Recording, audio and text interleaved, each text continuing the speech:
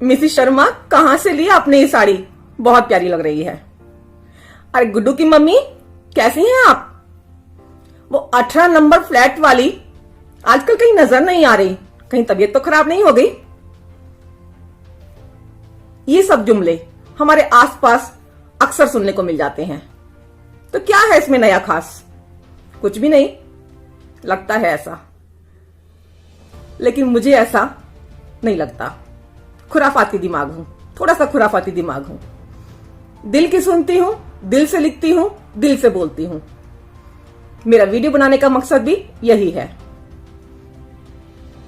सुनना चाहते हैं, जानना चाहते हैं मैं क्या बोलना चाहती हूं, क्या कहना चाहती हूं, तो सबसे पहले मेरे चैनल को सब्सक्राइब कीजिए ताकि आप मेरी वीडियो का आनंद लेते रहें और मैं इसी तरह से आप सबके साथ अपने दिल की बात बचाती रहूं। असल में अभी मैं स्त्रियों का कोना नाम से कॉलम पढ़ रही थी। मन विचलित हो गया बहुत ज्यादा और कहीं गहरी सोच में खो गया कि क्यों आज भी एक स्त्री के अस्तित्व को स्वीकार नहीं किया जाता। स्त्री के अस्तित्व को क्यों स्वीकार नहीं किया जाता? क्यों आज भी वो किसी न किसी रिश्ते में पुरुष की संपत्ति मानी जाती रही है? सचमुच क्या हम स्त्रियों में कोई आत्मा नहीं होती?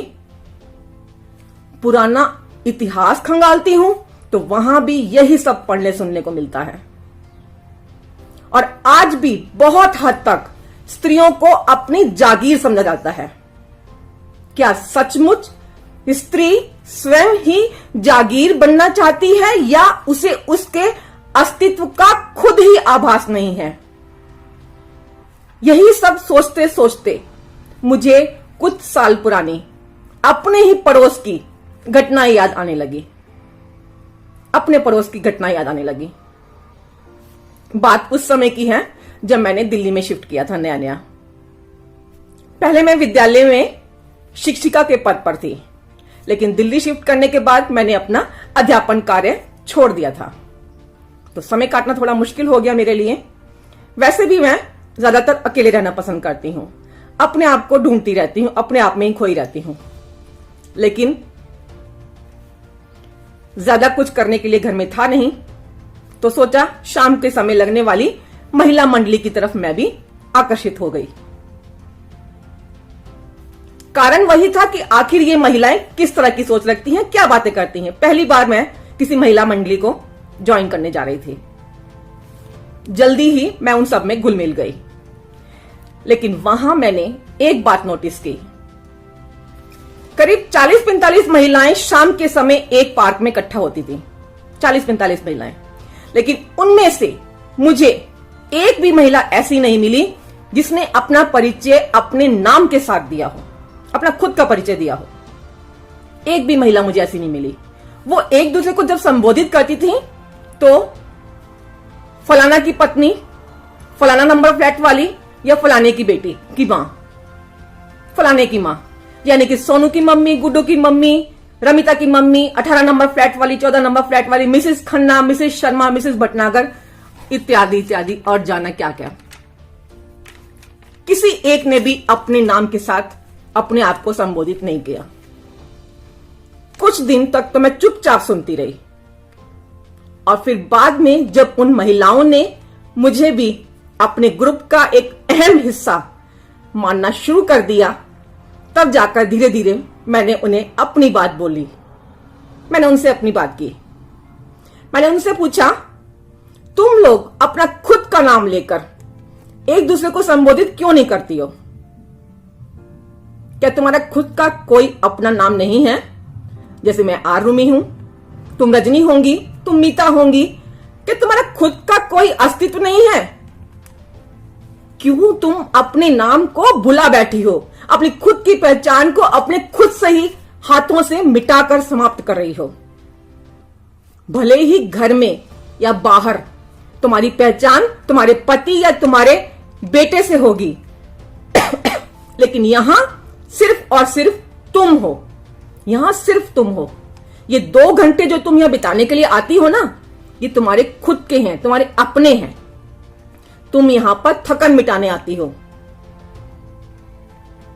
यहां तुम अपने लिए आती हो, यहां तुम अपने नाम के साथ भरपूर जी सकती हो, एक दूसरे को अपने अपने नामों से संबोधित करके, एक दूसरे को उनके नामों से संबोधित करके अपने आप को जीवित रहने का एहसास दिला सकती हो।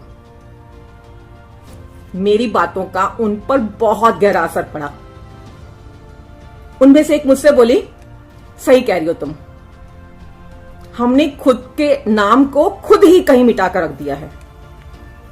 जब से शादी हुई है, रिश्तों में जैसे हम बंद कर रह गए हैं। बस अब तो हम जैसे मां, भाभी, पत्नी, बेटी, चाची, मामी, मौसी, बहू, ऐसे ही रिश्तों में बंद कर रह गए हैं। अपने पूरे दिन की थकन मिटाने के लिए हम लोग यहां इकट्ठे भले ही होती हैं, आज से हम एक दूसरे को उनके नामों से ही संबोधित करेंगे, उनके नामों से संबोधित करेंगे। मैंने उनकी बात बीच में ही काटते हुए बोला, दीदी भाभी नहीं, दीदी भाभी नहीं, सिर्फ नाम, नाम से एक दूसरे को पुकारो। चाहे छोटे हैं या बड़े, एक दूसरे को नाम से पुकारिए, क्योंकि रिस्पेक्ट दिल से होती है और शब्द अपने आप ही उस रिस्पेक्ट को झलका देते हैं। बस फिर क्या था, बरसों पुरानी पहचान उन्हें जब धीरे धीरे मिलने लगी, मेरे अंदर भी ये देखकर बहुत सुकून आ गया। उन्हें खुश देखकर बहुत सुकून आया मुझे। भले देर से सही, उन्होंने अपने नाम की महत्ता तो समझी। भले ही मांग में सिंदूर भर जाने से वो बहुत सारे रिश्तों में बंध जाती हैं, मगर इसका अर्थ कदापि ये नहीं है कि उन रिश्तों को निभाते निभाते तुम अपनी खुद की पहचान भूल जाओ। अपनी खुद की पहचान खुद मिटा दो, खुद मिटा दो। कुछ पंक्तियां मैं कहना चाहूंगी। मैं कहीं जिंदा हूं, भारतीय नारी, मैं कहीं जिंदा हूं। कृपया ध्यान से सुनिएगा। हां, मैं भी कहीं जिंदा हूं। हां, मैं भी अपने आप में कहीं जिंदा हूं। आगे ध्यान से सुनिएगा। असल में स्त्री कभी यह घोषणा ही नहीं कर पाई कि मेरे पास भी आत्मा है। असल में स्त्री कभी यह घोषणा ही नहीं कर पाई कि मेरे पास भी आत्मा है। बस चुपचाप पुरुष के पीछे चल पड़ती है, पुरुष के पीछे चुपचाप चल पड़ती है, बिना कुछ सोचे, बिना कुछ समझे, बिना कुछ जाने, चुपचाप चल पड़ती है।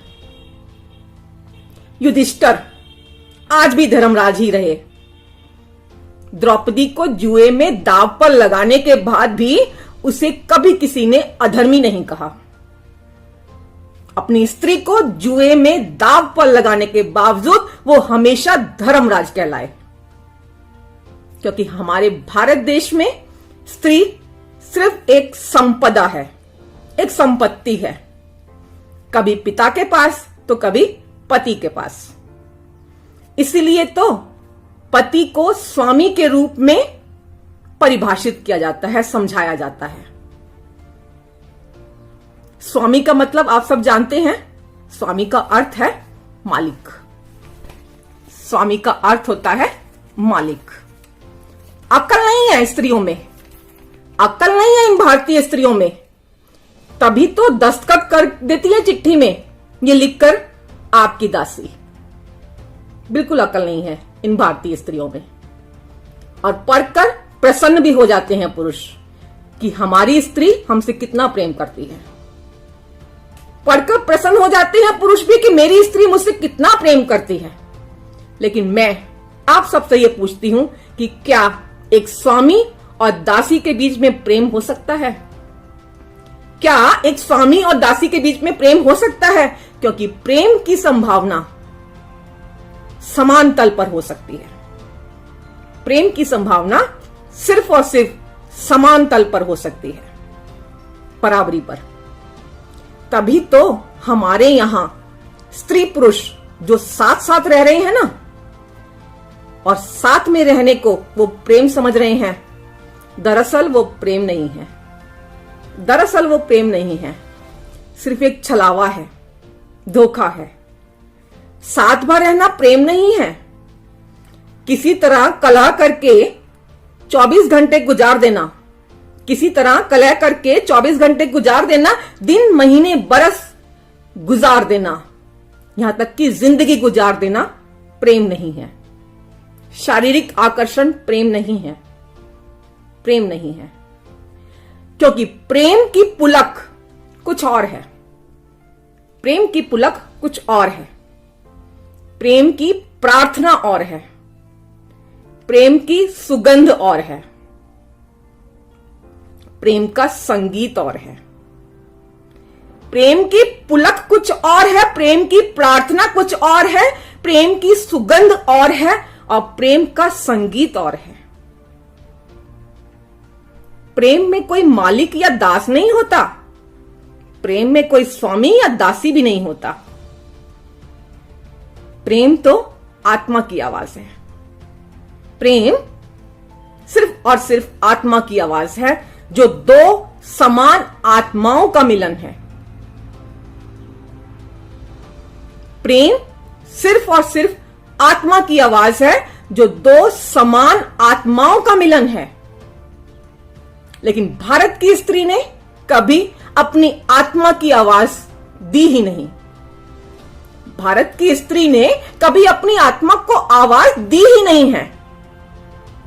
उसने कभी हिम्मत ही नहीं जुटाई ये कह सकने में कि मैं भी हूं अभी जिंदा कहीं। उसने कभी हिम्मत नहीं जुटाई ये कहने की कि मैं भी हूं कहीं जिंदा अभी, मैं भी हूं कहीं जिंदा अभी। क्या कहना चाहेंगे आप?